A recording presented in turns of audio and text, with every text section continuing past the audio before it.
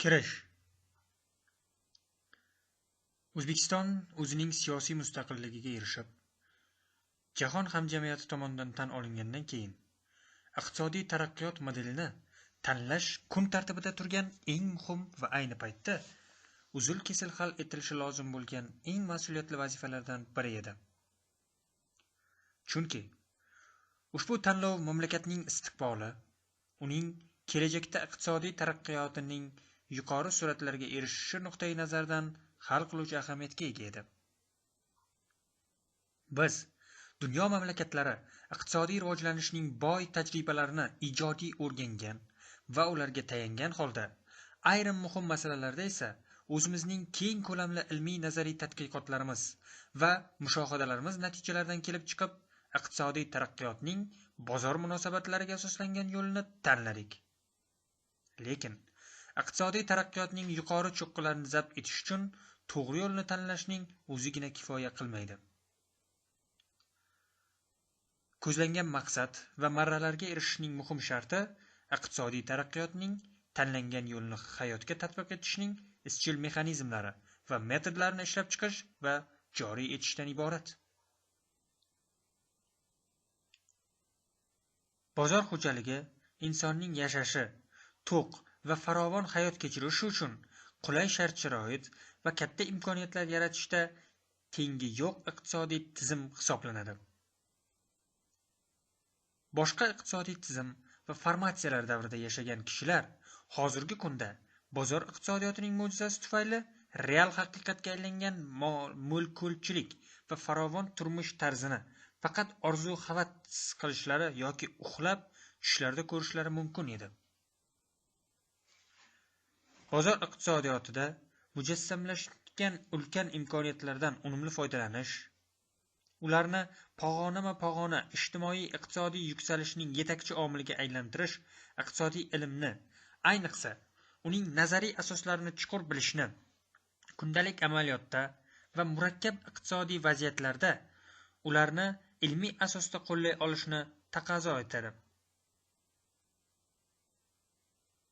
Boshqa so'zlar bilan foydalanganda, bozorga xos munosabatlar mamlakat iqtisodiy ravnaqining, gullab yashnashining haqiqiy va yetakchi omiliga aylanishi uchun mamlakatda yashovchi har bir kishining ruhiyati bozor iqtisodiyoti g'oyalari bilan obdon sug'orilgan bo'lishi lozim.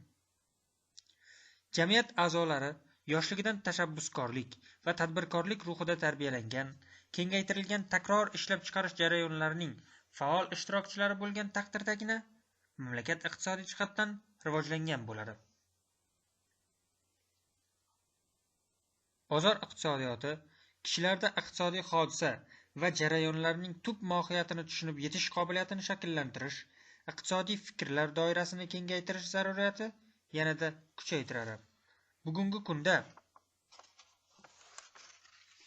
iqtisodiy qonunlar va qonuniyatlarni chuqur bilgan, ularning talablaridan real hayotda unumli foydalana oladigan, har qanday murakkab iqtisodiy vaziyatlardan muvaffaqiyatli chiqib ketish hamda iqtisodiy resurslar cheklangan sharoitda samarali xo'jalik yuritish malakasiga ega bo'lgan mutaxassislarni tayyorlash mamlakatni iqtisodiy yuksaltirishning ustuvor vazifasi darajasiga ko'tarildi. Iqtisodiyot nazariyasi fani iqtisodiy qonun va tushunchalarni, tejamli xo'jalik yuritish mexanizmlarini, bozor subyektlari o'rtasida manfaatli iqtisodiy munosabatlarda bo'lib, ijobiy samaraga erishish yo'llarini o'rganadi. Ma'lumki, rivojlangan mamlakatlarda bozor munosabatlari uzoq yillar davomida asta-sekin evolyutsion asosda qaror topgan va rivojlangan. Biz bozor islohotlarini boshlagan kezlarimizda g'arb davlatlarida davr talablariga javob berishga qodir bo'lgan zamonaviy bozor mexanizmlari allaqachon mavjud edi va biz ulardan foydalanish imkoniyatiga ega bo'ldik. Lekin rejali iqtisodiyotdan bozor munosabatlariga asoslangan iqtisodiyotga o'tish hodisasi tamoman yangi iqtisodiy vaziyatni yuzaga keltirdi. O'zbekiston birinchi prezidenti Islom Abdug'aniyevich Karimov bunday keng ko'lamli o'ziga xos hamda milliy iqtisodiyotimizga mos modelni ishlab chiqdi. Uning nechog'lik to'g'riligini hayotning o'zi isbotlab berdi. Iqtisodiyot nazariyasi fanini o'rganishda mo'ljallangan mazkur o'quv qo'llanma bugungi kun zamon talablaridan kelib chiqqan holda yaratilgan. Ta'limning ilg'or pedagogik usullaridan foydalanishga asoslanib, u har bir mavzu bo'yicha talabalarning mustaqil fikrlashga va dolzarb masalalar bo'yicha o'zaro bahs-munozara yuritishga undovchi test savollari, turli topshiriqlarni o'z ichiga olgan. O'quv qo'llanmada mavzularni talabalarga yanada tushunarliroq yetkazishga xizmat qiladigan ko'rgazmali vositalardan namunalar ham keltirilgan. Nazariy bilimlarni talabalar ongida chuqurroq o'rganishiga, amaliy mashg'ulotlarni samarali tashkil etilishi maqsadga muvofiq vazifa tarzida qaralgan. Ushbu o'quv qo'llanma Respublika oliy va o'rta maxsus kasb-hunar ta'limini rivojlantirish markazi tomonidan ishlab chiqilgan va Oliy va o'rta maxsus ta'lim vazirligi tomonidan tasdiqlangan namunaviy dasturdagi barcha mavzularni qamrab olgan. O'ylaymizki, mazkur o'quv qo'llanma mamlakatimizdagi iqtisodiy islohotlarning mazmun-mohiyatini to'g'ri tushuntirgan holda, ularning faollashuviga o'zining munosib ulushini qo'shadi. Iqtisodiy tafakkuri takomillashgan yoshlarni tarbiyalashga ko'maklashadi.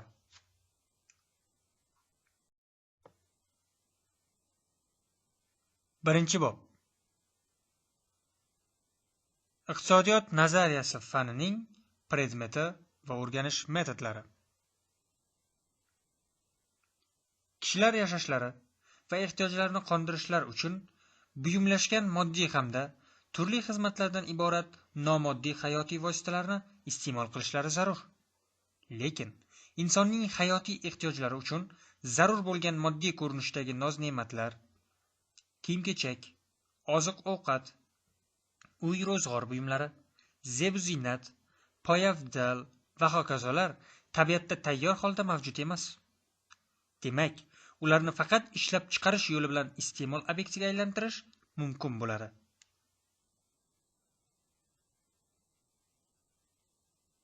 Bundan tashqari, inson sog'lig'ini saqlash, ta'lim olish, turli-tuman ma'naviy ehtiyojlarni qondirish kabi muammolarga duch keladi.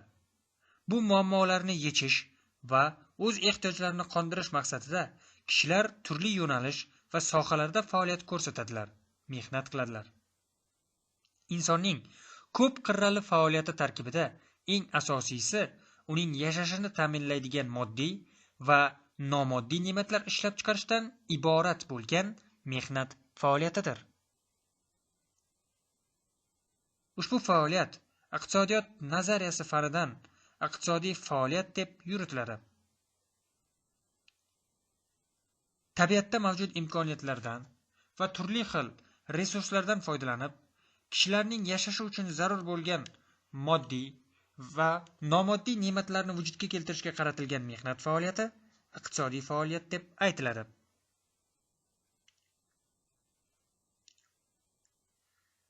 Kishi iste'moli uchun zarur bo'lgan ne'matlar turli-tuman bo'lganligi uchun iqtisodiy faoliyat ham ko'p turlarga bo'linadi. Insonlar hayot kechirishlari uchun moddiy ne'matlar ishlab chiqarish, xizmatlar ko'rsatish bilan shug'ullanishlarini fan, madaniyat, siyosat, davlatni boshqarish sohalaridagi va nihoyat oiladagi va boshqa sohalardagi iqtisodiy faoliyat turlarini amalga oshirishlari lozim bo'ladi. Kishilik jamiyati taraqqiyotining barcha bosqichlariga xos bo'lgan va inson bajarishi shart bo'lgan iqtisodiy faoliyatning maqsadi jamiyat va uning barcha a'zolari turli xil ehtiyojlarni qondirishdan iborat. Inson o'zining iqtisodiy faoliyati jarayonida tabiatga bevosita ta'sir ko'rsatadi va o'zi uchun zarur bo'lgan turli noz-ne'matlarni ishlab chiqaradi. Ulardan o'z maqsadlari yo'lida unumli foydalanadi. Insonning mehnat faoliyati iqtisodiy jarayonlarni va iqtisodiy hodisalarni yuzaga keltiradi. Jamiyat hayotida yuz beradigan asosiy iqtisodiy jarayon bu ishlab chiqarish jarayonidir.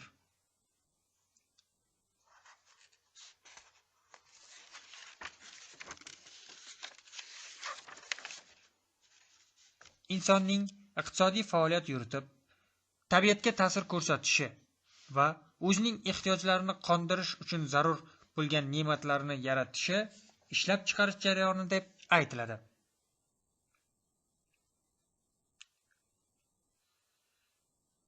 Ishlab chiqarish jarayoni doimiy tarzda uzluksiz takrorlanib turadigan jarayon bo'lib, iste'mol qilish va inson ehtiyojlarini qondirishning asosiy, ko'p hollarda yagona manbai bo'lib xizmat qiladi. Tovar-pul munosabatlari bilan vositalangan jamiyatda ishlab chiqarish jarayoni taqsimlash va ayirboshlash jarayonlarini ham o'z ichiga oladi. Ishlab chiqarish, taqsimlash, ayirboshlash hamda iste'mol qilish jarayonlaridan tarkib topgan bo'ladi.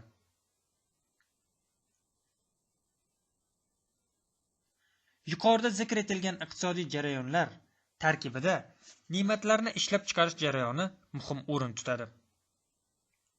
U ishlab chiqarishning boshlang'ich birinchi bosqichi hisoblanadi. Uning moddiy asosini tashkil etadi. Aynan shu bosqichda yangi ne'mat yaratiladi va uning ishlab chiqarishning navbatdagi taqsimlash, ayirboshlash va iste'mol bosqichlariga o'tishi uchun real imkoniyat yaratiladi. Shu sababli ko'p manbalarda ishlab chiqarish bu eng asosiy, birinchi darajali muhim bosqich sifatida qaraladi. Lekin ishlab chiqarish jarayonining pirovard maqsadi iste'mol hisoblanadi.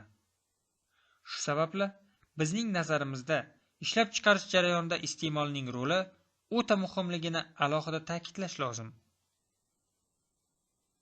Ishlab chiqarilgan mahsulot hajmi, uning sifati, taqsimlash va ayirboshlash jarayonlari iste'molni oqilonalashtirish, iste'molchi talab va ehtiyojlariga moslashtirish maqsadlariga bo'ysundirilishi lozim.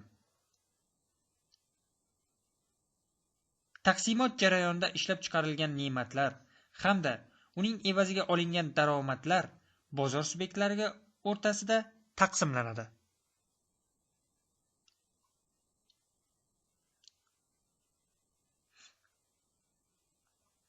Ayirboshlash jarayonida mehnat taqsimoti oqibatida ixtisoslashgan turli xil yo'nalishdagi ishlab chiqaruvchilar yoki xizmat ko'rsatuvchilar o'rtasida iqtisodiy aloqa, ayirboshlash, ya'ni pul orqali oldi-sotdi jarayoni sodir bo'ladi.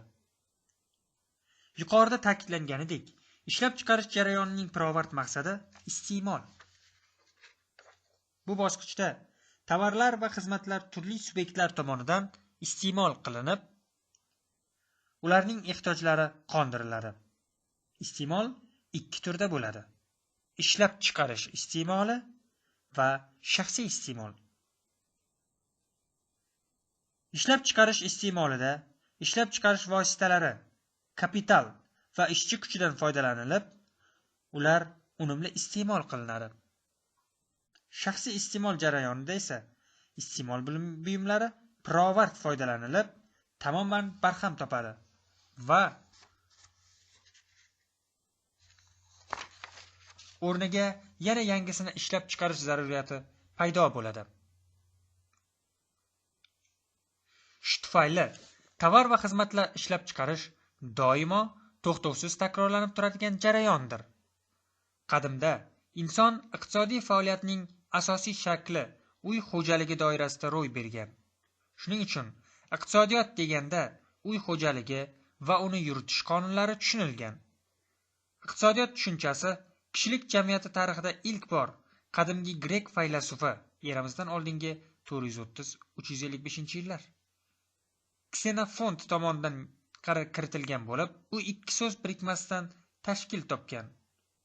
Oikos, uy xo'jaligi hamda nomos, qonun, bilim. Grek tilidagi ushbu ikki so'zning birikmasi bo'lgan oikonomiya tushunchasi o'zbek tilida taxminan uy xo'jaligi haqidagi bilim, uy xo'jaligi yuritish qonunlari degan ma'noni anglatadi.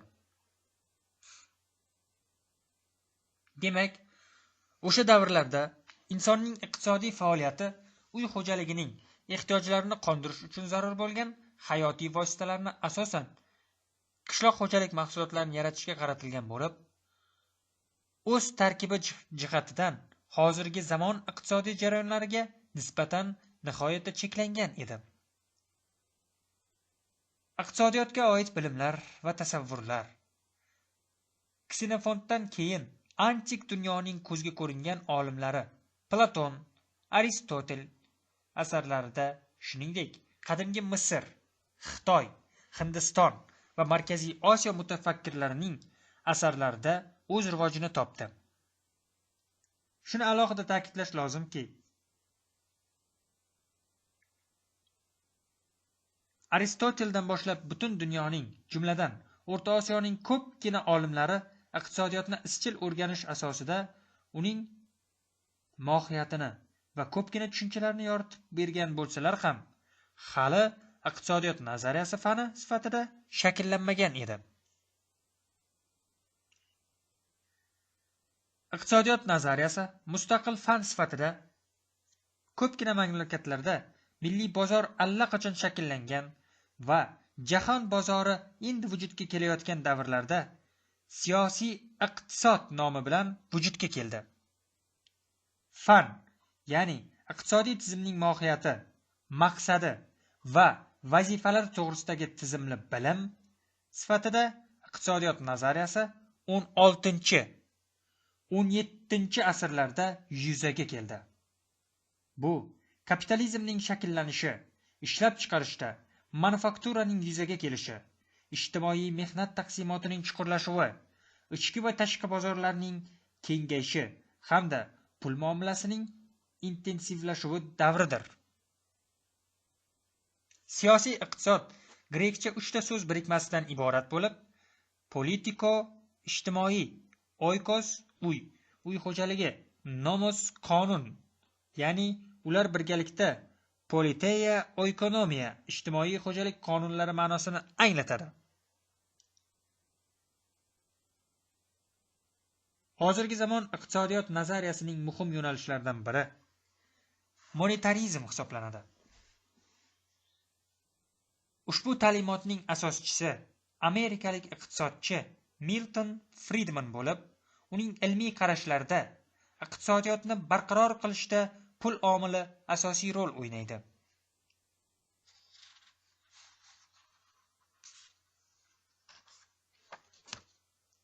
Iqtisodiyot nazariyasi fani ijtimoiy fanlar turkumiga kiradi. Lekin ularning hech biri iqtisodiyot nazariyasi fanining o'rnini bosa olmaydi. Bu fanning o'z predmeti va vazifalari bor.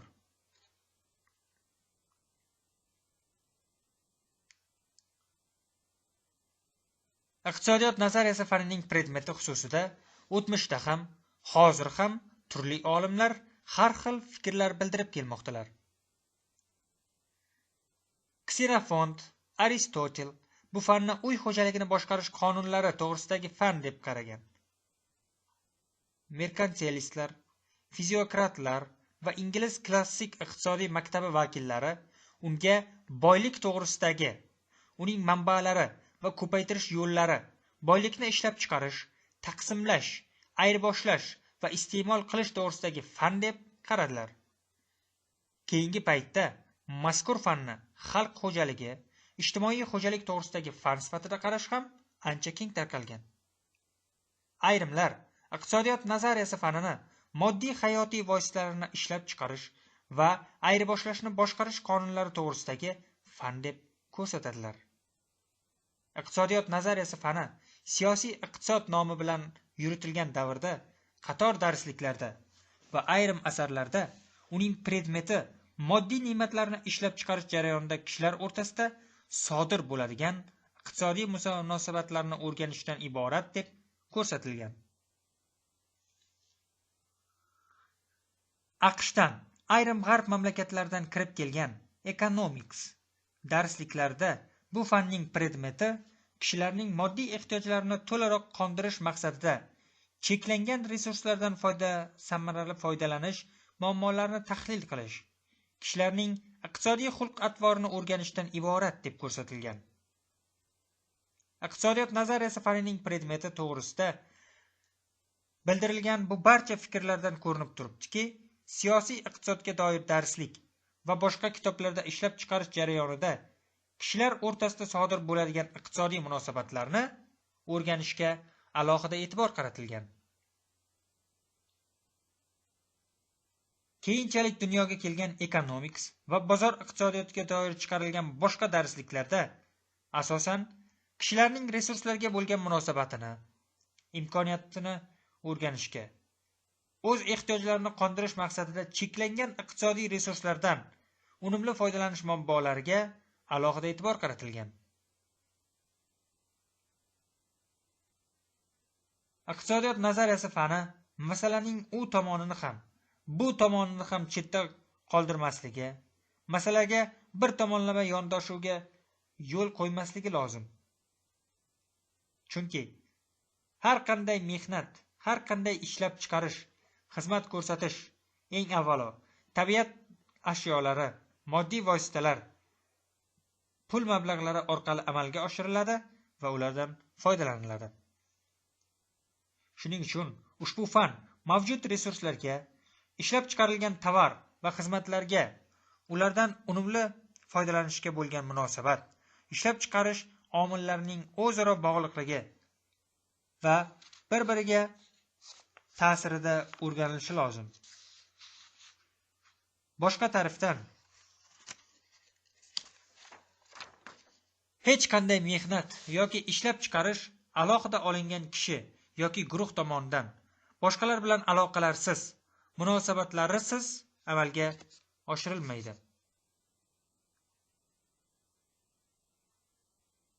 Ular ishlab chiqarish va xizmat ko'rsatish jarayonida bir-birlari bilan albatta o'zaro munosabatda bo'ladilar va shu munosabatga qarab harakat qiladilar.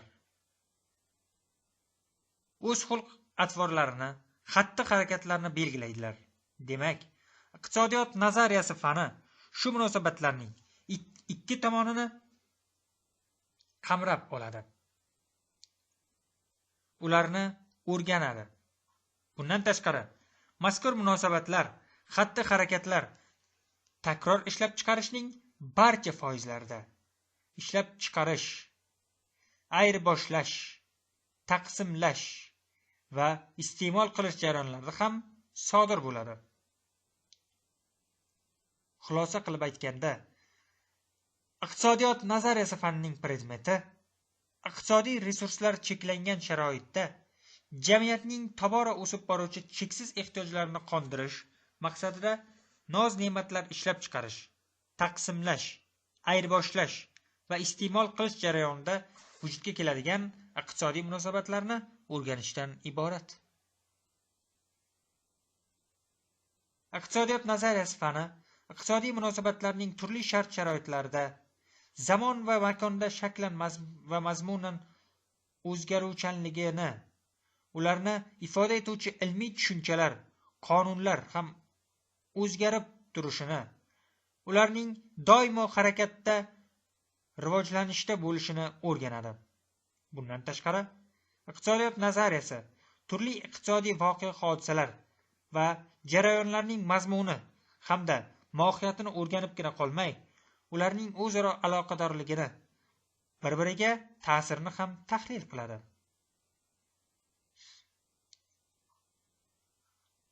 Iqtisodiyot nazariyasi fanining asosiy vazifalaridan biri iqtisodiy qonunlarni bilish va uning mazmunini, amal qilish mexanizmini ochib berishdan iborat.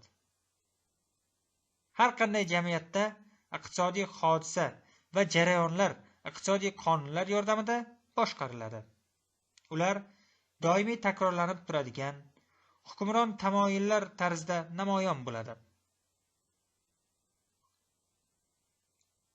Iqtisodiy qonun, iqtisodiy jarayonlar o'rtasidagi doimiy, uzluksiz takrorlanib turadigan, barqaror sabab-oqibat aloqalarini, ularning o'zaro bog'liqligini ifoda etuvchi iqtisodiy hodisa yoki voqelik.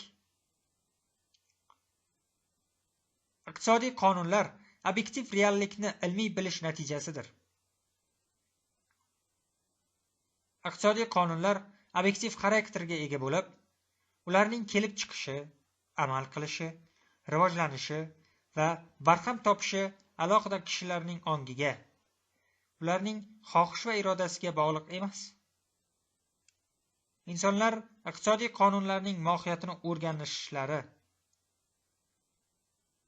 ularning talablarini hisobga olgan holda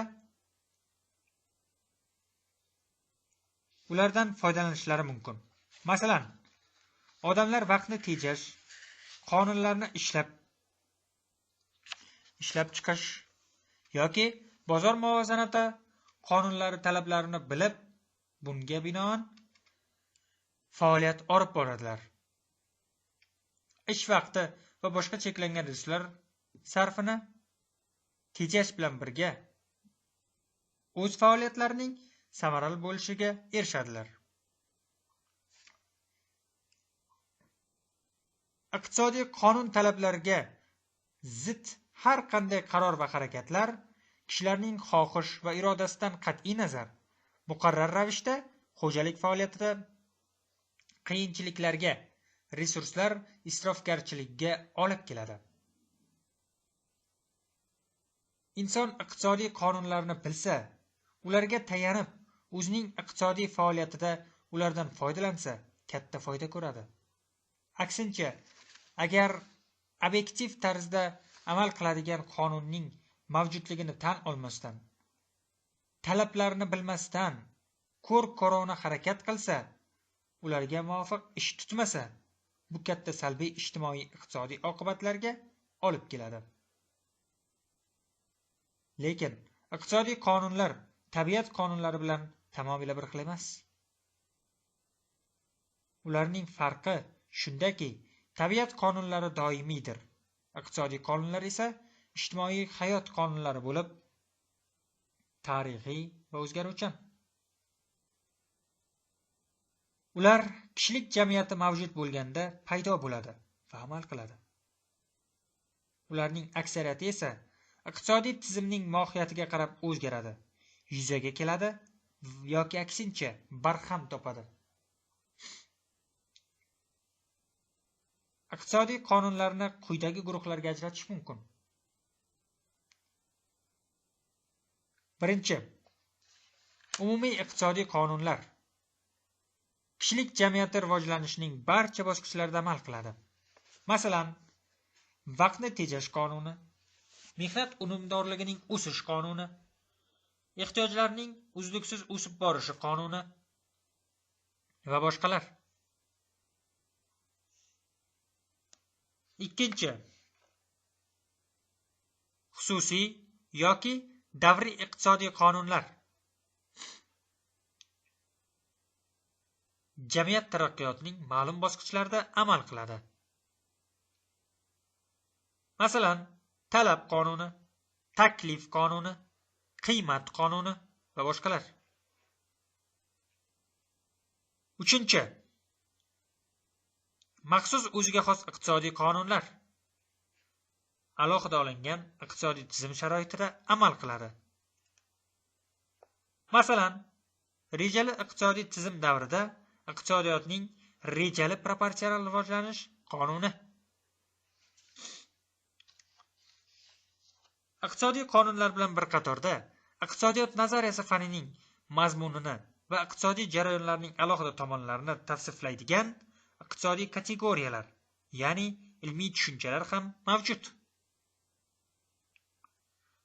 Iqtisodiy kategoriya doimo takrorlanib turadigan iqtisodiy jarayonlar va real hodisalarning ayrim tomonlarini ifoda etuvchi ilmiy nazariy tushunchadir.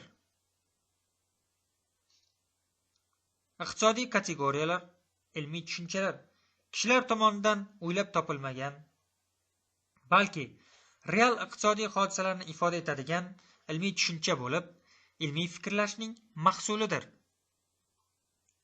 Masalan, bozor, kapital, ishchi kuchi, iqtisodiy muvozanat, moliya, kredit va boshqalar shular jumlasidandir.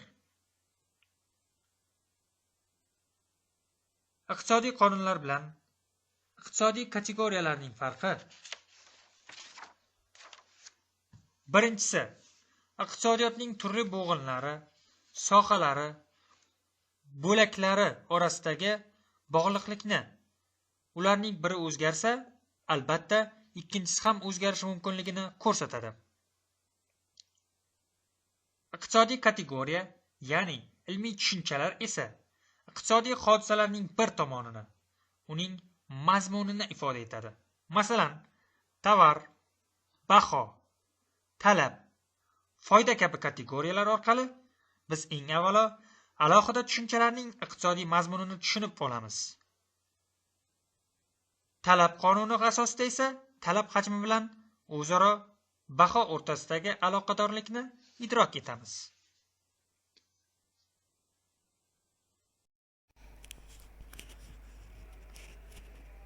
Ikkinchi bob. Bozor tushunchasi, uning mohiyati va vazifalari. Bozor obyektiv iqtisodiy kategoriya bo'lib, tovar ishlab chiqarish va ayirboshlash, pulning vujudga kelishi, ularning rivojlanishi natijasida kelib chiqqan tarixiy tushunchadir. Bozor tushunchasi dastlab tovarlar sotiladigan va xarid qilinadigan joy sifatida vujudga kelgan. Ibtidoiy jamoat tuzumi davrida qabilalar o'zlarining ortiqcha mahsulotlarini ayirboshlashlaydigan bo'lganlar. Buning uchun ma'lum joy belgilangan. Lekin ijtimoiy mehnat taqsimotining chuqurlashuvi, tovar ishlab chiqarishning rivojlanishi, pulning kelib chiqishi natijasida oldi-sotdi bir joyda yuz bermasligi mumkin bo'lib qoladi. Shu sababli bozorni faqat oldi-sotdi qiladigan joy sifatida ta'riflash yetarli bo'lmaydi. Ya'ni endi bozor deganda ayirboshlash munosabati tushunilishi lozim. Demak, bozor iqtisodiy kategoriya sifatida takror ishlab chiqarishning ayirboshlash bosqichiga xosdir. Ammo u har qanday ayirboshlashni emas, balki pul vositasidagi oldi-sotdi shaklidagi ayirboshlashni bildiradi.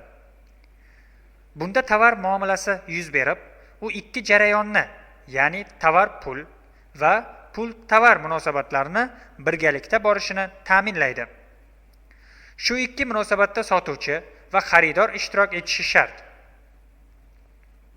Bozor bu sotuvchi va xaridorning tovarlarini pul vositasida ayirboshlash yuzasidan kelib chiqadigan iqtisodiy munosabatlardir. Bozor iqtisodiy kategoriya sifatida o'zining asosiy belgilariga ega. Ular quyidagilardan iborat.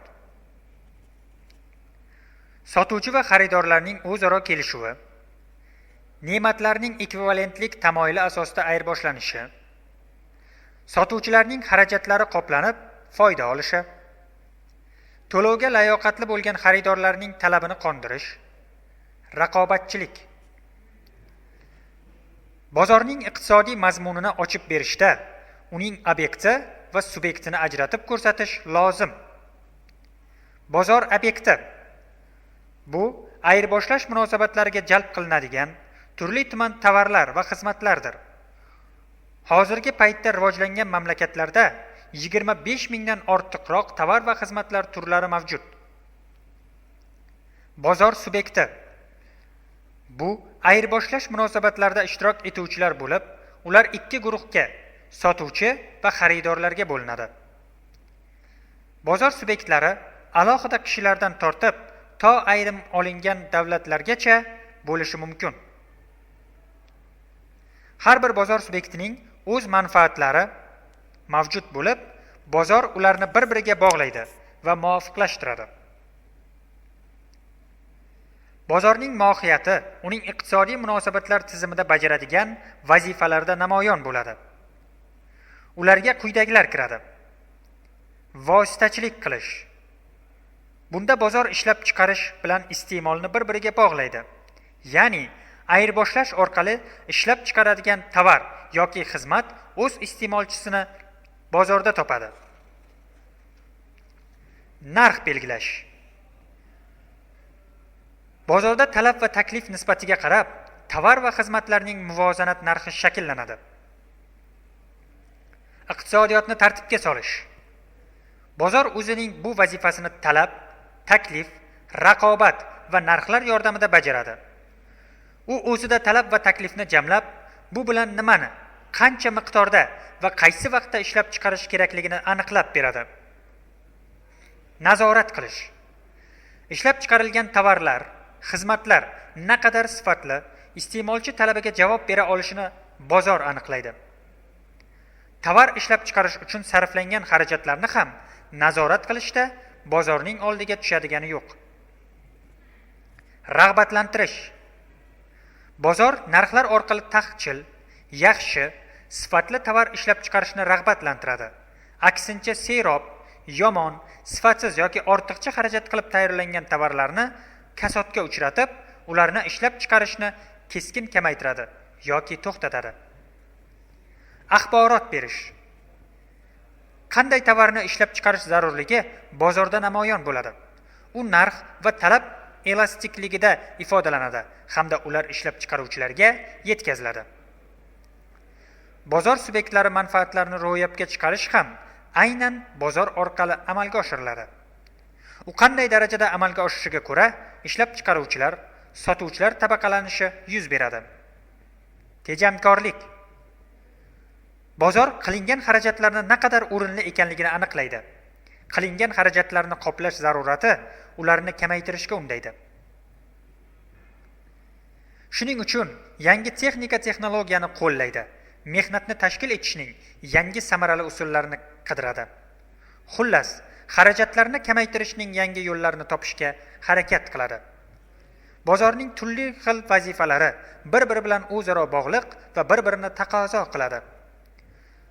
Hozirgi davrda bozor murakkab tuzilishga egadir. Bozorni turkumlashda quyidagi mezonlar asos qilib olinadi.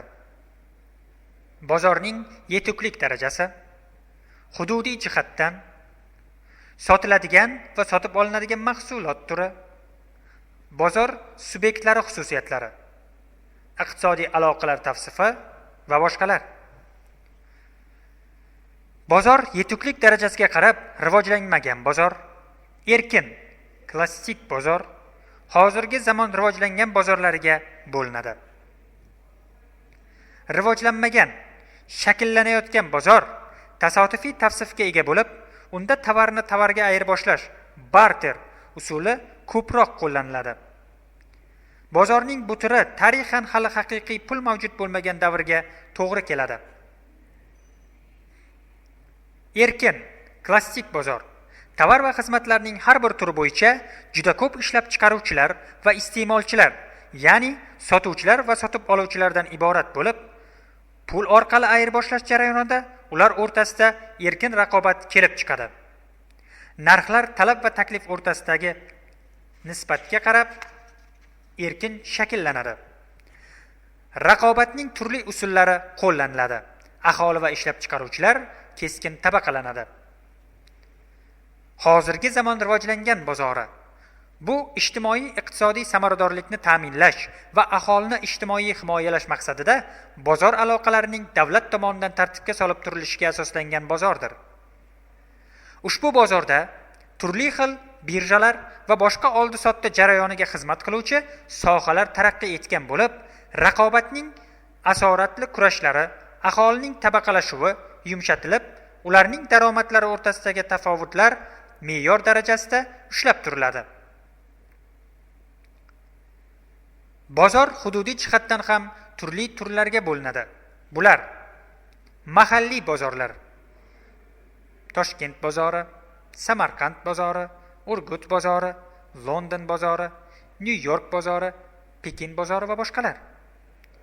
Milliy bozorlar: O'zbekiston bozori, Rossiya bozori, Ukraina bozori, Angliya bozori, Amerika bozori, Xitoy bozori va boshqalar.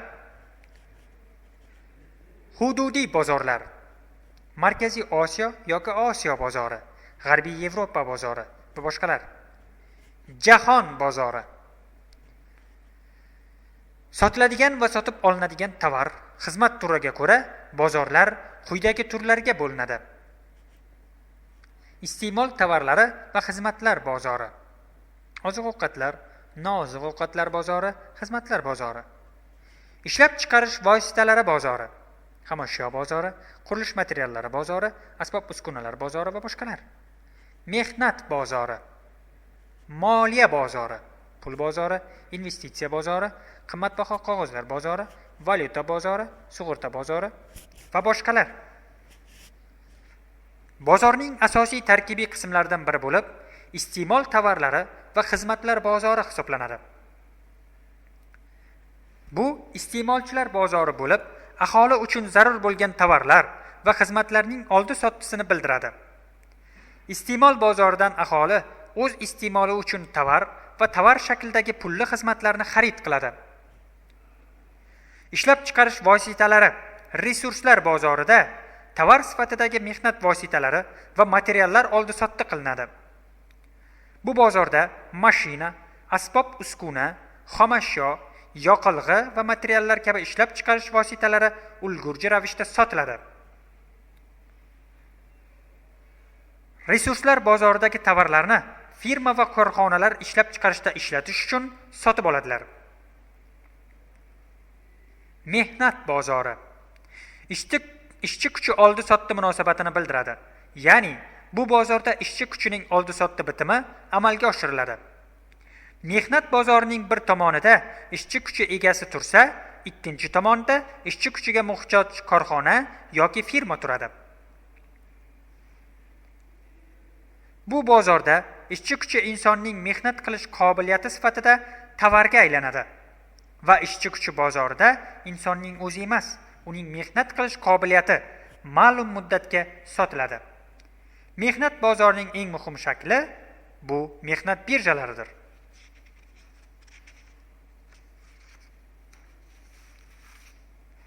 Moliya bozori. Bu moliyaviy resurslar bozoridir. Moliya bozori ikkiga bo'linadi: qarz majburiyatlari bozori va kapital bozori. Qarz majburiyatlari bozorida pul vaqtincha qarzga olinadi va shaxsiy iste'mol uchun ishlatiladi. Kapital bozorida jamg'arishga qo'yilgan puldan daromad olish huquqi sotiladi va sotib olinadi. Bu bozorda mablag'lar kapital sifatida ishga solinib, foyda keltiradi. Shuni hisobga olib, kapital bozorini ikkita bo'g'inga ajratish mumkin. Suda kapitali bozori, qimmatli qog'ozlar bozori. Suda kapitali bozori pul shaklidagi kapitalning foiz to'lash sharti bilan qarzga berish bo'yicha oldi-sotdi munosabatidir. Bu bozorda asosan davlat va banklarning qisqa muddatli majburiyatlari muomalada bo'ladi. Qimmatli qog'ozlar bozori turli ko'rinishdagi qimmatli qog'ozlar, aksiya, obligatsiya, veksel, chek, depozit kapilarining oldi-sotdi munosabatlaridir. Bozorning samarali amal qilishi ko'p jihatdan bozor infratuzilmasining rivojlanganlik darajasiga bog'liqdir. Bozor infratuzilmasi bu turli-tuman bozor subyektlari o'rtasida aloqalarni o'rnatish va ularning bir maromda amal qilishiga xizmat ko'rsatuvchi muassasalar tizimidir. Bozor infratuzilmasi tarkibiga kiruvchi muassasalarni quyidagi asosiy yo'nalishlar bo'yicha guruhlash mumkin. Tovar va xizmatlar muomalasiga xizmat qiluvchi muassasalar: ombor, transport va aloqa xizmatlari ko'rsatuvchi korxonalar, birjalar, auksionlar, savdo uylari, savdo-sotiq idoralari va agentliklari. Moliya kredit munosabatlariga xizmat qiluvchi muassasalar: bank, kredit muassasalari, sug'urta va moliya kompaniyalari, soliq idoralari va hokazo. Ijtimoiy sohaga xizmat ko'rsatuvchi muassasalar: uy-joy va kommunal xizmat idoralari, aholini ishga joylashtirish firmalari va hokazo. Axborot xizmat idoralari: ma'lumotlarni to'plash, umumlashtirish va sotish bilan shug'ullanuvchi muassasalar. Davlat tashkilotlari: Davlat soliq inspeksiyasi, Davlat kontrakt sistemasi antimonopol qo'mitasi, baholarni nazorat qiluvchi inspeksiya, davlat sug'urta xizmati va boshqalar. Bozor infratuzilmasi tarkibida birjalar, yarmarkalar, auksionlar, savdo uylari alohida o'rin egallaydi. Birja namuna yoki standartlar asosida ommaviy tovarlarning muntazam savdo-sotiq ishlarini o'tkazuvchi tijorat muassasasi. Birjalarning quyidagi turlarini farqlaydilar. tovar birjasi, fond birjasi, valyuta birjasi, mehnat birjasi. Tovar birjasi tovarlar va xomashyolarning ulgurji savdosini amalga oshiruvchi tijorat korxonalaridir. Fond birjasi qimmatli qog'ozlar oldi-sottisi bo'yicha rasmiy jihatdan tashkil etilgan va muntazam amal qiluvchi bozor shakli. Valyuta birjasi milliy valyutalar kurslari bo'yicha ularning erkin oldi-sottisi amalga oshiriladigan rasmiy jihatdan tashkil etilgan bozor shakli. Mehnat birjasi ishchilar va tadbirkorlar o'rtasidagi ishchi kuchini oldi-sotti bitimini tuzishda vositachilikni amalga oshiruvchi va ishsizlarni ro'yxatga oluvchi muassasa. Tovarlar bozorida birjadan tashqari yarmarkalar ham muhim o'rin egallaydi. Yarmarka so'zi nemischa so'z bo'lib, yillik bozor degan ma'noni anglatadi. Savdo yarmarkasi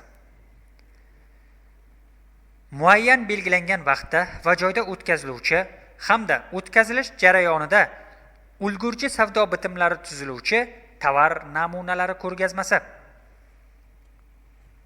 Savdo bitimlari tovar ishlab chiqaruvchi bilan savdo firmalari o'rtasida tuzilib, unda bevosita iste'molchi qatnashmaydi. Auksion alohida xususiyatlarga ega bo'lgan tovarlarni sotish uchun muayyan joylarda tashkil qilingan maxsus kim oshdi savdo muassasasi.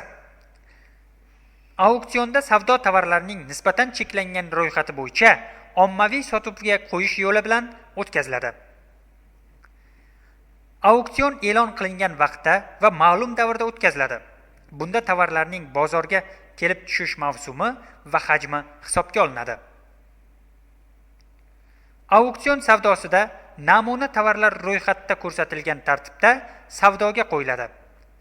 Xaridorlar orasida eng yuqori narxni taklif qilgan kishi tovarni sotib oladi. Auksionlarda san'at asarlari, noyob buyumlar, kolleksiyalar ham sotilishi mumkin. Bozor iqtisodiyoti subyektlarini moliyaviy axborotlar bilan ta'minlash bozor infratuzilmasining axborot xizmati idoralari, shu jumladan auditorlik firmalari zimmasiga tushadi. Moliya bozorini rivojlantirishda moliya kredit munosabatlariga xizmat qiluvchi muassasalar ahamiyati juda kattadir. Ular jumlasiga banklar, sug'urta kompaniyalari, soliq va boshqa bojxona idoralari kabi muassasalar kiradi. Auditor firmasi korxona, firma, kompaniyalar moliyaviy xo'jalik faoliyatini tekshirib boruvchi, ular hisobotini ekspertizadan o'tkazuvchi muassasa. Auditor firma ishida qatnashuvchi taftishchilar auditorlar deb ataladi. 3-bob.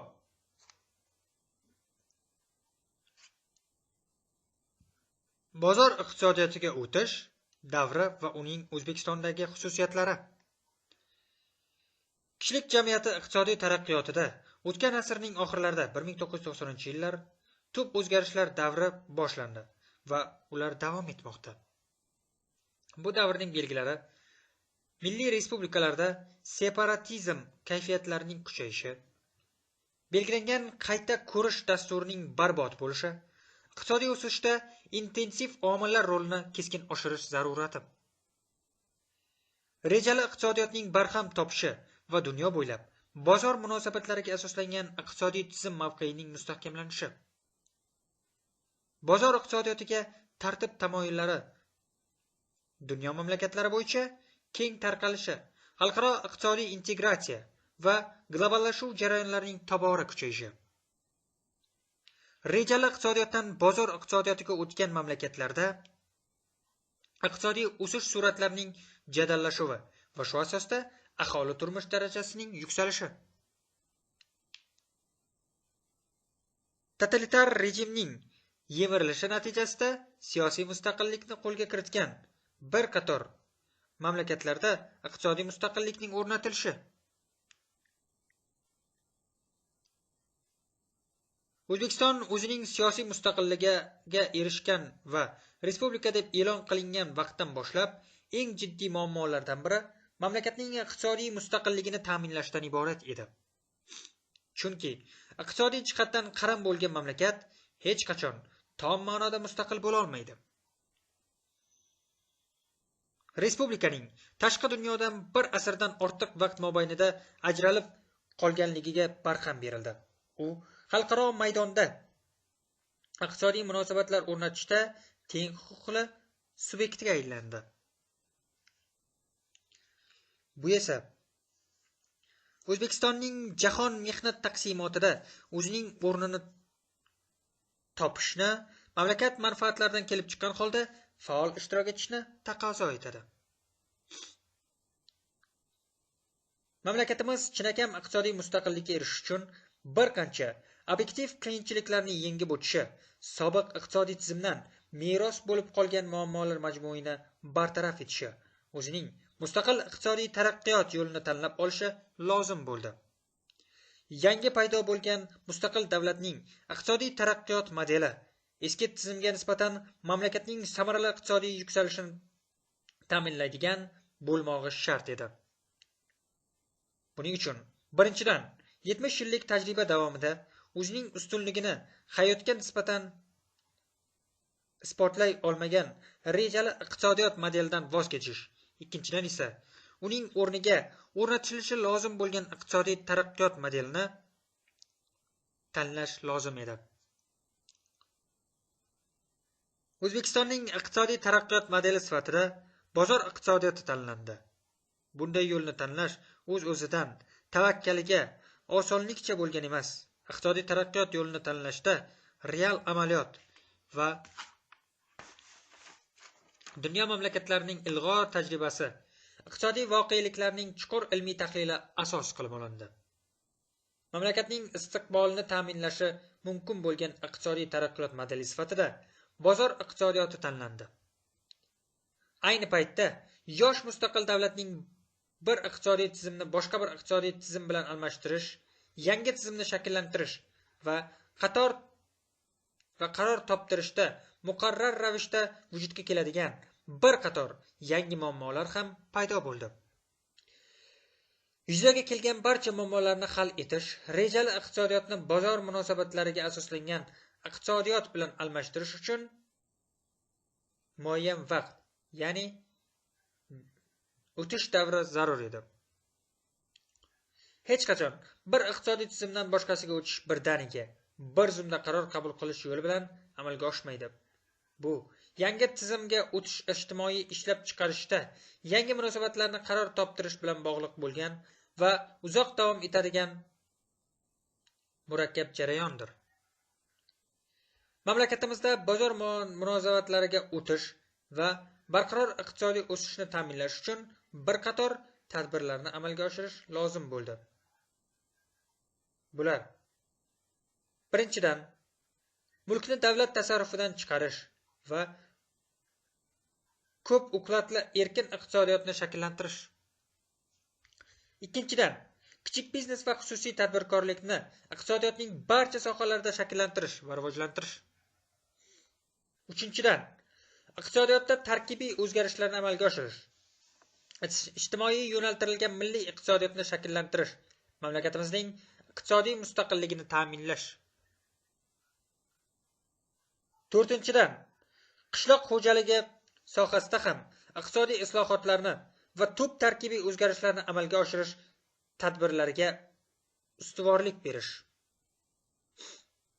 Beshinchidan, xizmat ko'rsatish sohasini har tomonlama, ishlab chiqarish sohasida, ijtimoiy sohada rivojlantirish.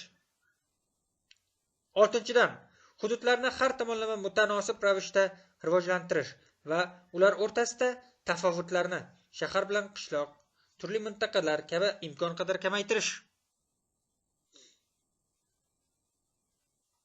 Yettinchidan, iqtisodiyotni rivojlantirishning tashkiliy, huquqiy va iqtisodiy mexanizmlarini takomillashtirish va ularni xalqaro me'yorlarga moslashtirish. Ushbu tadbirlarning barchasini amalga oshirish uchun ma'lum miqdorda investitsiyalar lozim bo'ladi. Buni amalga oshirish uchun davlat, xususiy sektor, xorijiy davlatlar va firmalar investitsiyalarini jalb qilish ko'zda tutilgan. Bularning barchasi iqtisodiyotni barqaror rivojlanishini ta'minlaydigan omillardir.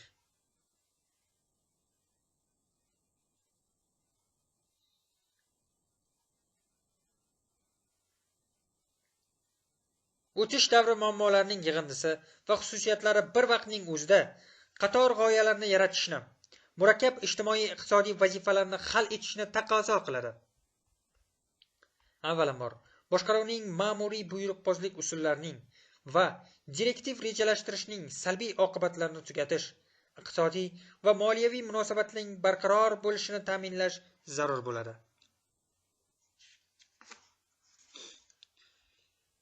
Respublika iqtisodiyotining tarmoq va hududiy tuzilmasini tubdan qayta ko'rish, markaz manfaatlaridan kelib chiqqan holda ixtisoslashuv natijasida ishlab chiqaruvchi kuchlarni rivojlantirish va joylashtirishda yo'l qo'yilgan nomutanosibliklarni tugatish, xalq xo'jaligining xom ashyoga yo'naltiriladigan tamoman voz kechish, mustamlakachilikdan iborat iqtisodiy qaramlikka barham berish, yangi iqtisodiy tizimni yaratish lozim bo'ladi.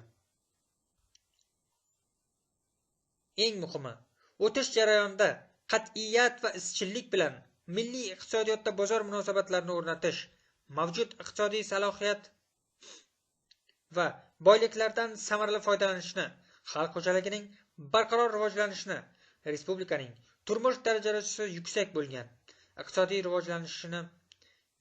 turmush darajasi yuksak bo'lgan iqtisodiy taraqqiy etgan mamlakatlar qatoriga olib chiqishni ta'minlaydigan qudratli iqtisodiy negizni vujudga keltirayotgan davlatchilikning mustahkam poydevorini barpo etishni taqozo etadi. Albatta, mazkur muammolarni darhol bir zumda hal qilib bo'lmasligi ravshan. Buning uchun ancha uzoq davr davomida aniq maqsadni ko'zlab fidokorona mehnat qilish zarur edi. Shu bilan birga iqtisodiy islohotlarning aniq, ravshan, amaliy dasturi bo'lishi kerak edi. O'tish davrining dastlabki bosqichlarida respublikada shunday dastur ishlab chiqildi va u izchillik bilan amalda joriy qilindi. Ushbu jarayon hozir ham davom etmoqda.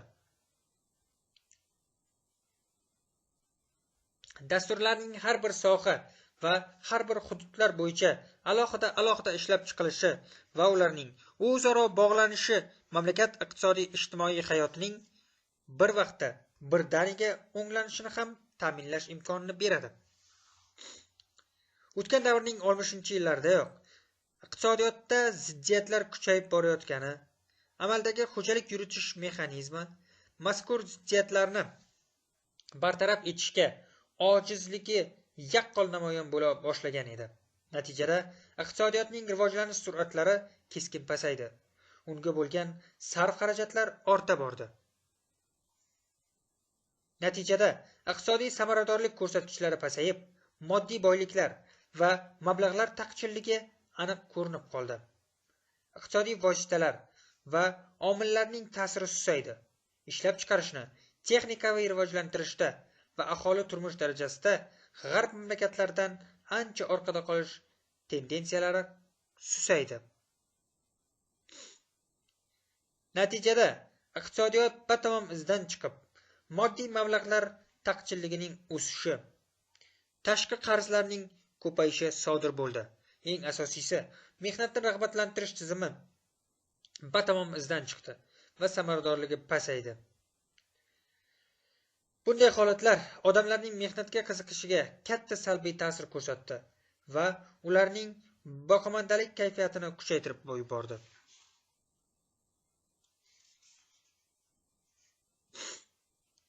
Sobiq tizimdan O'zbekistonga qoloq va qaram iqtisodiyot meros bo'lib qolgan edi. Ana shunday sharoitda O'zbekiston bozor munosabatlariga asoslangan iqtisodiyotga o'tish yo'lini tanladi. Bozor iqtisodiyotiga o'tishning hamma mamlakatlar uchun umumiy qonun qoidalari mavjud bo'lib, ularga amal qilmasdan turib bozor iqtisodiyotiga o'tish mumkin emas. Jumladan, mulkni davlat tasarrufidan chiqarish, uni turli mulk shakllariga aylantirish, raqobat muhitini vujudga keltirish, narxlarni erkinlashtirish va boshqalar. Shu bilan birga har bir mamlakat bozor iqtisodiyotiga o'tar ekan, o'z imkoniyatlarini, o'z xususiyatlarini hisobga olmasdan biron bir mamlakatning modelini ko'rona ko'chirib olishi, faqat unga tayanib bozor munosabatlarini shakllantirish mumkin emas. Darhaqiqat, kishilik jamiyati tarixida rejali iqtisodiyotdan bozor iqtisodiyotiga o'tish tajribasi ham yoki hamma mamlakatlar uchun qat'iy belgilangan majburiy yoki yasama modeli ham mavjud emas edi. Shunday murakkab sharoitda har bir mamlakat o'z imkoniyat va sharoitlaridan kelib chiqqan holda yangi iqtisodiy munosabatlarni o'rnatish yo'lini tutishi, bunda maqsadga erishishda o'zidagi xususiyatlarni asos qilib olishi lozim edi. O'zbekiston iqtisodiyotiga xos bo'lgan xususiyatlari quyidagilar edi. Birinchi, O'zbekiston iqtisodiyoti sobiq sho'rolar davrida xomashyo yetishtirib berishga asoslangan iqtisodiyotga aylantirilgan edi. O'zbekiston sobiq tizimning paxta bazasi sifatida chetga tayyor mahsulot emas, faqat xomashyo chiqarishga ixtisoslashtirilgan edi. Xomashyo nihoyatda arzon narxlarda sotilar. Mamlakatga chetdan keltiriladigan tayyor mahsulotlar ancha qimmat bo'lganligi tufayli baho o'rtasidagi nomutanosiblik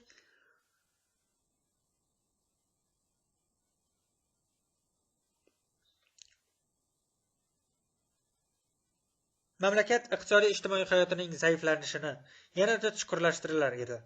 O'zbekistonga iste'mol mollarining, ya'ni oziq-ovqat, kiyim-kechaklar va boshqalarning asosiy qismi chetdan keltirilganligi tufayli ularning ulushi o'z ehtiyojlarining 60% dan ko'prog'ini tashkil qilar edi. Bu esa mamlakat mustaqillikka erishgandan so'ng bir qator qiyinchiliklarni keltirib chiqardi. Eng zarur mahsulotlarning chetdan keltirilishi juda qimmatga tushganligi sababli O'zbekiston hukumati mustaqillikning birinchi kunlaridanoq iqtisodiy mustaqillikka erishish siyosatini tutdi. Jumladan don, neft mustaqillikka erishish, keyinchalik boshqa mahsulotlarni ham chetdan keltirishni keskin kamaytirish vazifalari qo'yildi. Buning uchun ishlab chiqarishni tarkibiy jihatdan butunlay o'zgartirish lozim bo'ldi. Natijada sanoatda yangi tarmoqlar, energetika va mashinasozlik tarmoqlari jadal rivojlantirildi. Respublikada dunyodagi 28-davlat sifatida avtomobillar ishlab chiqarish korxonasi qurilib ishga tushirildi. Buxoro neftni qayta ishlash zavodining qurilishi mamlakatga neft mustaqilligiga erishish imkonini berdi. Respublika qishloq xo'jaligida ham chuqur tarkibiy o'zgarishlar amalga oshirildi. Paxta yakka hokimligiga barham berildi. Ilgari paxta uchun ajratilgan maydonlar hisobidan o'sha yillarda 1 million gektardan ortiq maydon g'alla va boshqa ekinlarni ekishga ajratib berildi.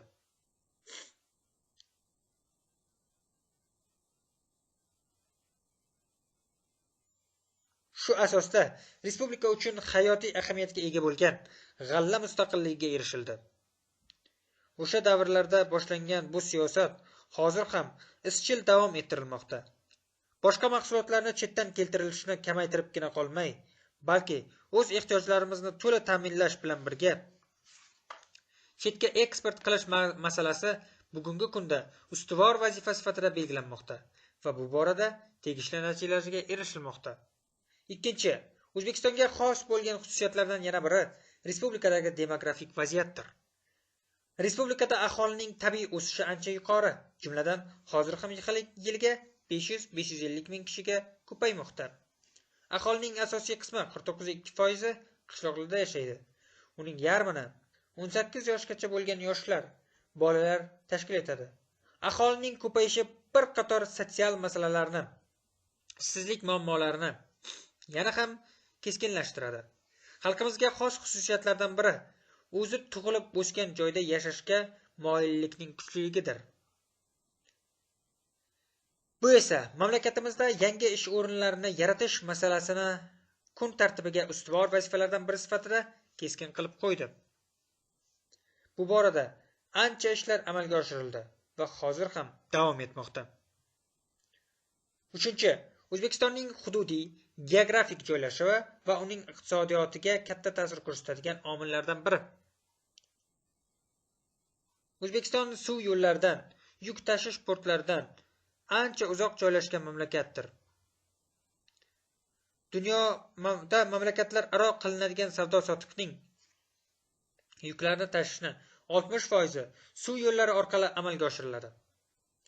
O'zbekiston suv yo'llariga boshqa mamlakatlar orqali chiqishga majbur. Bu esa xalqaro aloqalarda muayyan qiyinchiliklarni keltirib chiqaradi. 4. Mamlakatimizda shahar bilan qishloq aholisining bandlik masalasi ham keskin farq qiladi.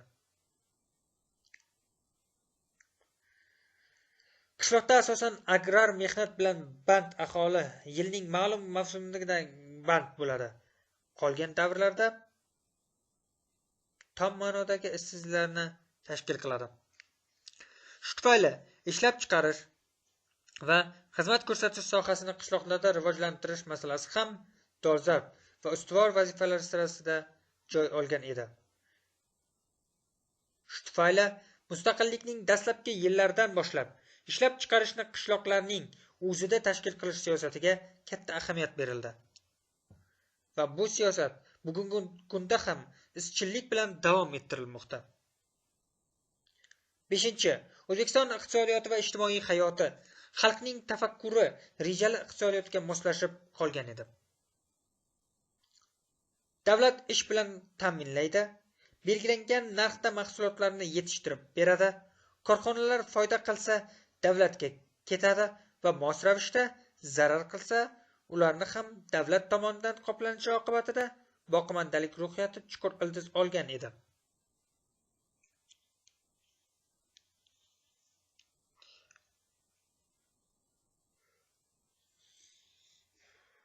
Bozor munosabatlariga asoslangan iqtisodiyotga o'tish uchun shunga mos ruhiyat ham shakllanishi lozimligidan kelib chiqib, bu borada katta tashkiliy tadbirlar amalga oshirildi. O'quv tizimi butunlay yangilandi va bozor munosabatlariga mos iqtisodiy bilimlar maktabi shakllantirildi. Yuqorida keltirilgan omillar bozor munosabatlariga asoslangan iqtisodiyotga o'tish davrida katta qiyinchiliklarni yuzaga keltirdi. Bu esa beqiyos boyliklarga, ayniqsa tabiiy boyliklarga ega bo'lgan O'zbekistonday davlatga ulardan oqilona foydalanish lozimligini ham taqozo qildi. Bularning hammasi mamlakatimizning o'ziga xos va mos bo'lgan katta imkoniyatlarni ishga solish zaruratini kuchaytirdi. Buning uchun mamlakatimizda bozor munosabatlariga asoslangan iqtisodiyotga o'tish konsepsiyasi va strategiyasini ishlab chiqish zarur edi. O'zbekistonning bozor munosabatlariga asoslangan iqtisodiyotga o'tish konsepsiyasi totalitar iqtisodiy tizimdan bozor iqtisodiyotiga o'tish qonun qoidalarining o'zimizga xos xususiyatlariga oid g'oyalar va ilmiy qarashlar majmuidan iborat. Bu konsepsiyaning paydo bo'lishi O'zbekiston Respublikasining siyosiy mustaqillikka erishishi bilan bog'liq bo'ldi. Siyosiy mustaqillik o'z istiqlol yo'lini tanlashni taqozo etdi.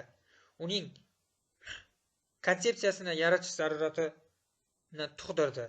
Mazkur konsepsiya O'zbekiston Respublikasi birinchi prezidenti Islom Abdug'aniyevich Karimovning risolalari, maqolalari va nutqlarida, mamlakat Oliy Majlisi qabul qilgan qarorlar va qonunlarda, O'zbekiston Respublikasi Vazirlar Mahkamasining qarorlari va farmoyishlarida atroflicha ishlab chiqildi. Ushbu yo'nalish mamlakatimiz olimlarining va mutaxassislarining tadqiqotlari va asarlarda har tomonlama boyitildi.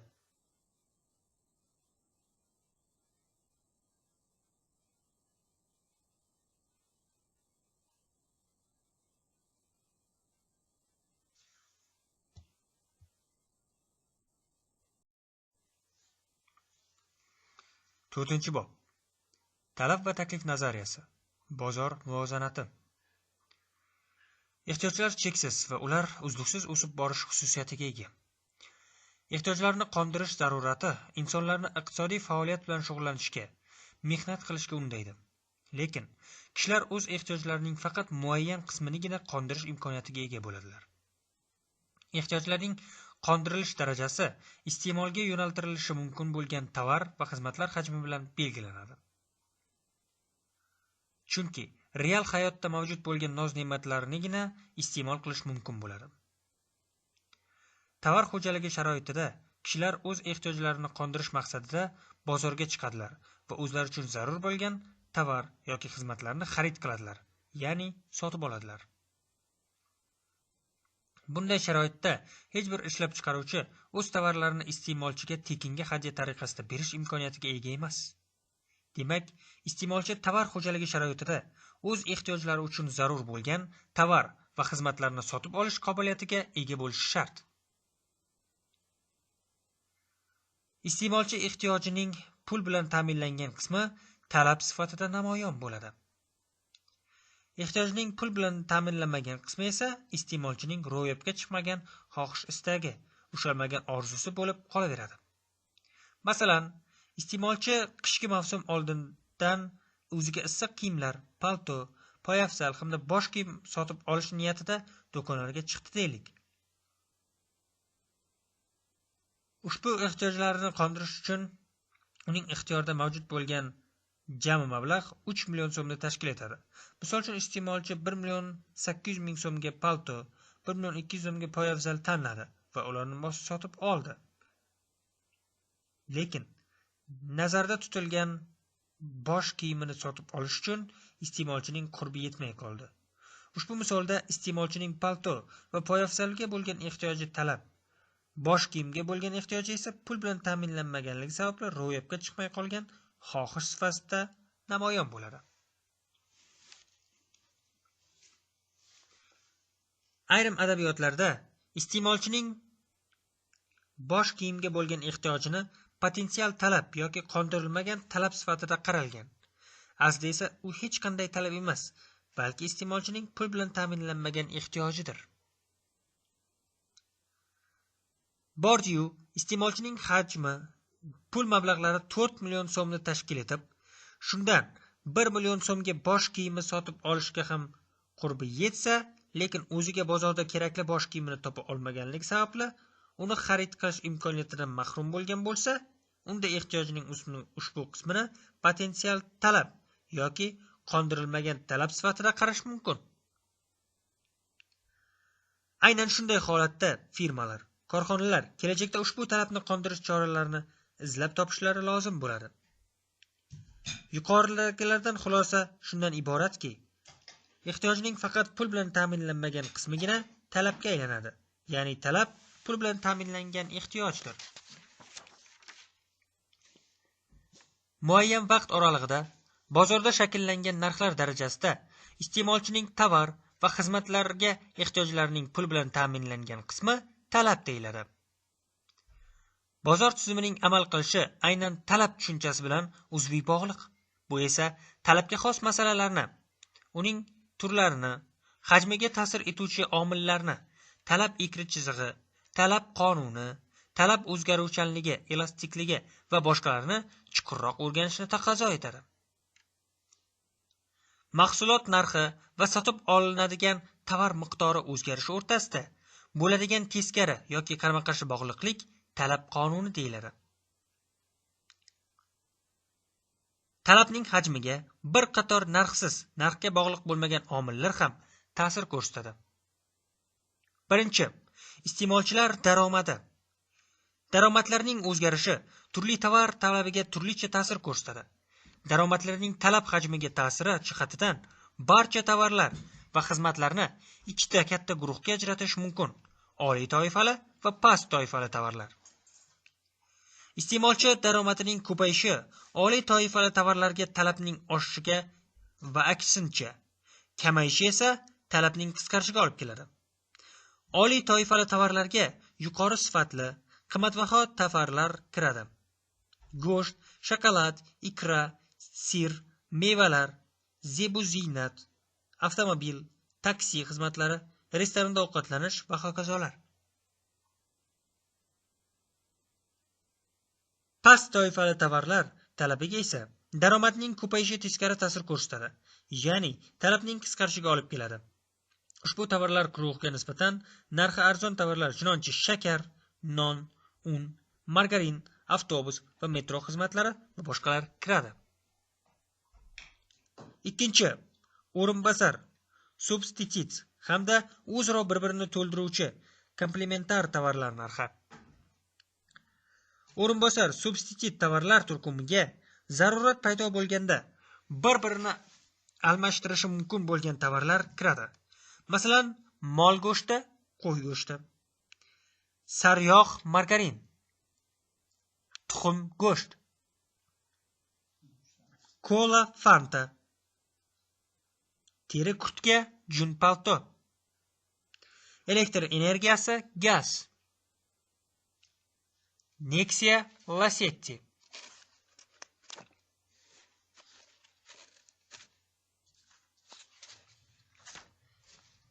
O'rinbosar tovarlardan birining narxi o'zgargan taqdirda, uning o'rnini bosuvchi tovarga talab o'zgaradi. Masalan, qo'y go'shtiga narxning oshishi mol go'shtiga talab hajmini oshiradi. O'zaro bir-birini to'ldiruvchi tovarlarga avtomobil, benzin, elektr energiyasi, elektr isitgichlar, gaz, gaz plita va boshqalar kiriladi. Bir-birini to'ldiruvchi tovarlardan birining narxida sodir bo'lgan o'zgarish ulardan ikkinchisiga talab hajmining o'zgarishiga olib keladi. Masalan, avtomobil narxining oshishi benzinga talabning qisqarishiga, benzin narxining pasayishi esa avtomobil talabining oshishiga olib keladi. Uchinchi, iste'molchilar didi.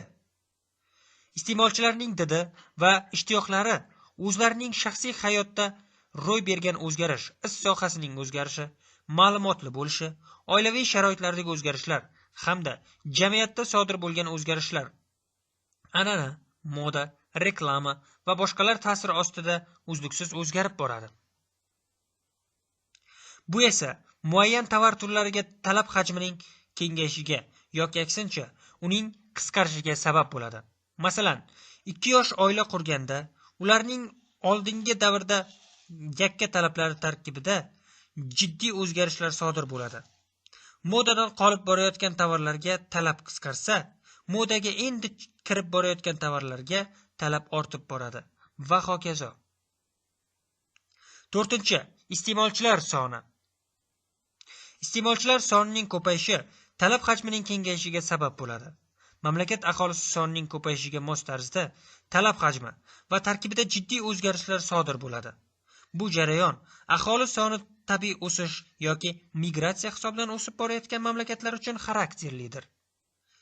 Mamlakat ichida mahalliy bozorlar kesimida muayyan omillar ta'siri ostida iste'molchilar sonining qayta taqsimlanish holatlari yuz berishi mumkin va bu ham bozor talabi hajmiga ta'sir ko'rsatadi. 5. Kelajakda narx va daromadlarda kutilayotgan o'zgarishlar.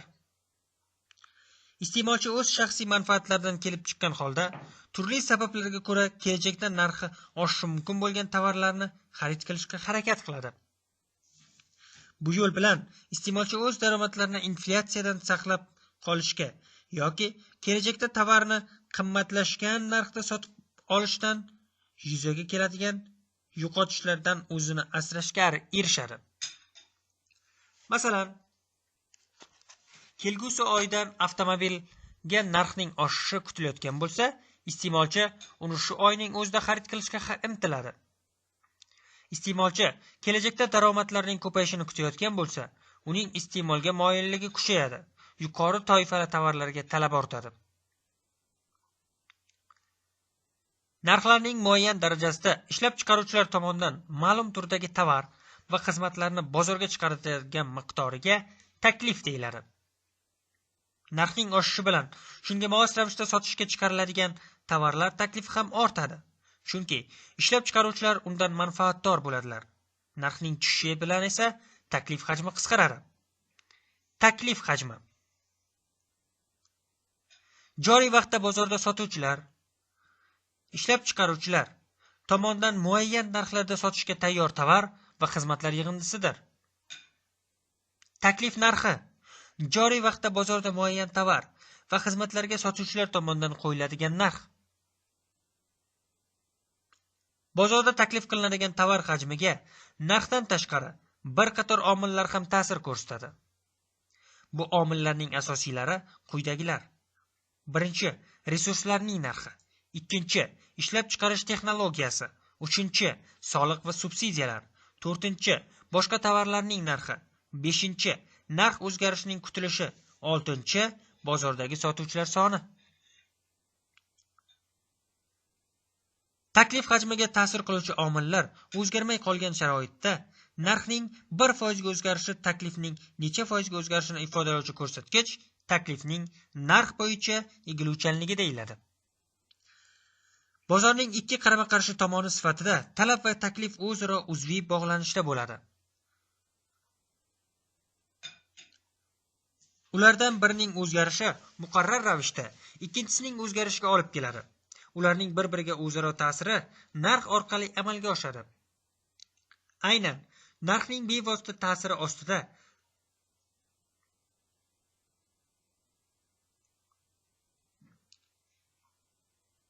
bozorda talab va taklif o'rtasidagi navbat o'zgarib turadi. Muayyan bozorda talab va taklif o'rtasidagi nisbatning quyidagi 3 holatdan biri kuzatilishi mumkin. Birinchi holat talabning taklifdan ko'p bo'lishi. Ikkinchi holat talabning taklifga teng bo'lishi. Uchinchi holat talab bilan taklifning o'zaro mos kelishi.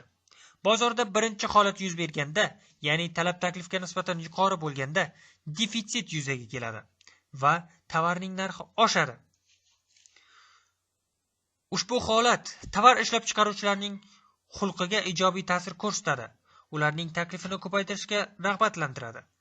Bozorda narxning oshishi ayni paytda iste'molchilarning talabiga salbiy ta'sir ko'rsatadi.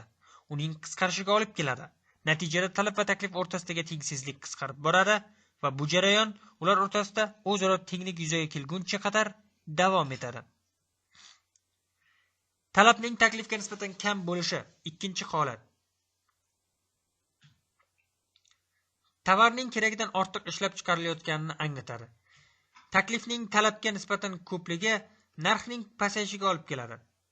Natijada ishlab chiqaruvchilar taklifni qisqartirishga majbur bo'ladilar. Ushbu jarayon talab va taklif o'rtasidagi tengsizlik barham topgunga qadar davom etadi. Uchinchi holat talab bilan taklifning o'zaro mos tushganda yuzaga keladigan holatdir. Birinchi holatda narxning oshishi iste'molchilar manfaatiga salbiy ta'sir ko'rsatsa, ikkinchi holatda uning pasayishi ishlab chiqaruvchilar manfaatiga salbiy ta'sir ko'rsatadi.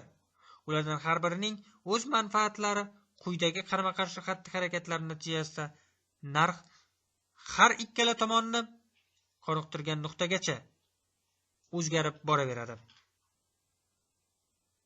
O'sha nuqtada talab hajmi bilan taklif hajmi o'zaro tenglashadi.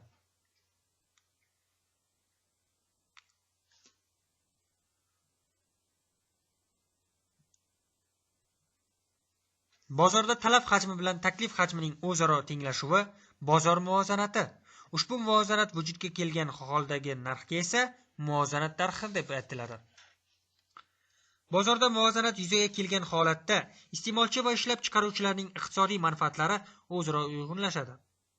Bunday bozorda vujudga kelgan narx esa har ikkala tomonni ham qoniqtiradi.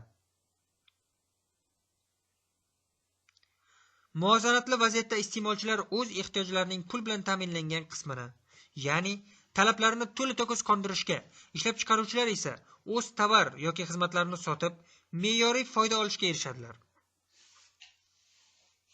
Yuzaga kelgan muvozanatli vaziyatda ishlab chiqarishning iqtisodiy hamda ijtimoiy samaradorligi eng yuqori darajada bo'ladi. Uning iqtisodiy samaradorligi ishlab chiqarish hajmining kengayishida va yalpa foyda miqdorining ko'payishida o'z ifodasini topsa, uning ijtimoiy samaradorligi yalpi naflilikning maksimallashuvida namoyon bo'ladi.